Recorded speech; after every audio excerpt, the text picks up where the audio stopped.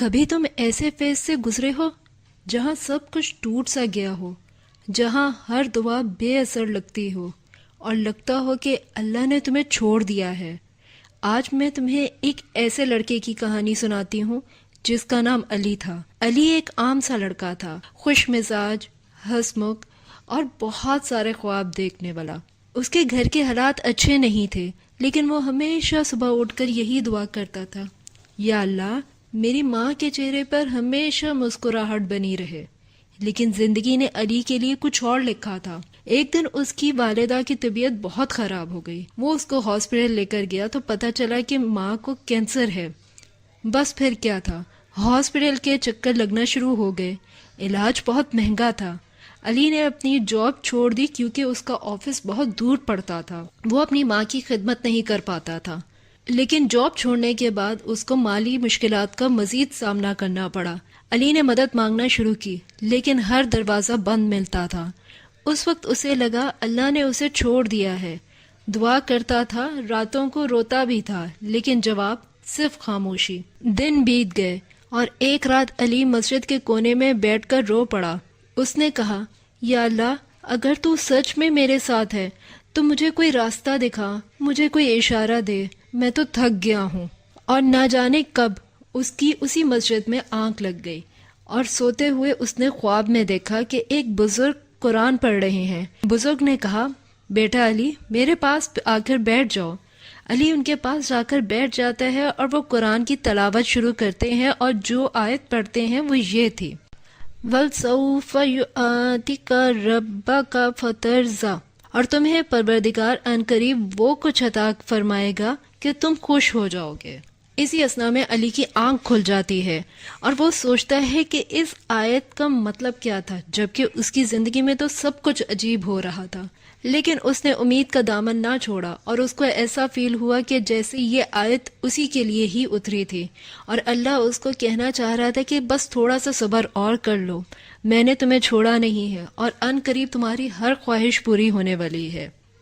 لیکن اب تک حالات ویسے کے ویسے ہی تھے، کچھ چینجنگ نہیں آئی تھی۔ کچھ دنوں بعد اسے پتہ چلا کہ اس کے ایک پرانے دوست نے، جو اسی کے محلے میں رہتا تھا، ایک چھوٹی سی دکان کھولی ہے۔ اسے کام چاہیے تھا۔ علی نے بنا سوچے سمجھے اس کے ساتھ کام شروع کر دیا۔ دکان گھر کے قریب تھی، جس کی وجہ سے وہ اپنی ماں کی بھی خدمت کر پا رہا تھا اور کام بھی کر پا رہا تھا۔ بظاہر وہ ایک چھوٹی سی دکان تھی، لیکن دل بہت بڑا تھا۔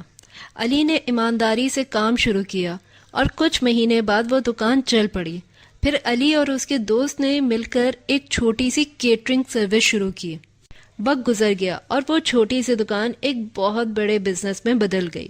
2 سال بعد علی نے اپنی ماں کے ہاتھ میں گھر کی چابی رکھی اور اسی جگہ گیا جہاں وہ کبھی اللہ سے شکوہ کیا کرتا تھا۔ مسجد کے کونے میں جا کر بیٹھ گیا اور آنسوؤں کے ساتھ کہنے لگا، یا اللہ تو نے کبھی مجھے نہیں چھوڑا تھا، بس میں ہی گھبرا گیا تھا اور تجھ سے شکوہ کرتا تھا، مجھے معاف کرنا میرے اللہ۔ زندگی میں ہم سب علی کی طرح کسی نہ کسی فیز سے گزر رہے ہوتے ہیں۔ کسی کا رشتہ ٹوٹ جاتا ہے، کسی کا کریئر رک جاتا ہے اور کسی کے خواب ادھورے رہ جاتے ہیں، لیکن اللہ ہر دفعہ ہمیں اپنے ہونے کا احساس دلاتا ہے اور ہمیں کہیں نہ کہیں یہ محسوس ہوتا ہے کہ کوئی ایک سپر نیچرل پاور ہمارے ساتھ ہے، کیونکہ اللہ ہمیں کبھی چھوڑتا نہیں ہے، وہ بس ہمیں تھوڑا سا موڑ دیتا ہے بہتر راستے کی طرف۔ جیسے کہ قرآن میں لکھا ہے، اور اللہ جانتا ہے جو تم نہیں جانتے۔ جب تمہیں لگتا ہے نا کہ سب کچھ ختم ہو گیا ہے، تب اصل میں ایک نئی شروعات ہو رہی ہوتی ہے جو کہ تمہیں اس وقت نظر نہیں آتی۔ کبھی سوچا ہے اگر وہ رشتہ نہ ٹوٹتا، اگر وہ جاب نہ چھوٹتی، اگر وہ دوست نہ گیا ہوتا، تو شاید تم کبھی اللہ کے قریبی نہ ہوتے۔ کبھی کبھی اللہ لوگوں کو تمہاری زندگی سے اس لیے دور کر دیتا ہے تاکہ وہ تمہیں اپنے قریب کر سکے۔ علی جیسے لوگ ہم سب کے اندر ہوتے ہیں، وہ علی تم بھی ہو سکتے ہو، جو ابھی رو رہا ہے، دعا کر رہا ہے اور سوچ رہا ہے کہ اللہ شاید تمہیں بھول گیا ہے، لیکن نہیں، اللہ کبھی نہیں بھولتا۔ وہ تمہیں دیکھ رہا ہے، تمہارے لیے لکھ رہا ہے، تمہاری سوچ سے بھی بہتر، اور اس وقت کا انتظار کر رہا ہے جب کہ تم مکمل طور پر تیار ہوگے۔ ابھی تم میں کمیاں باقی ہیں، ابھی تمہیں اور بہتر بننا ہے، تمہیں اپنے اوپر کام کرنا ہے جو کہ تم ابھی سمجھ نہیں رہے ہو۔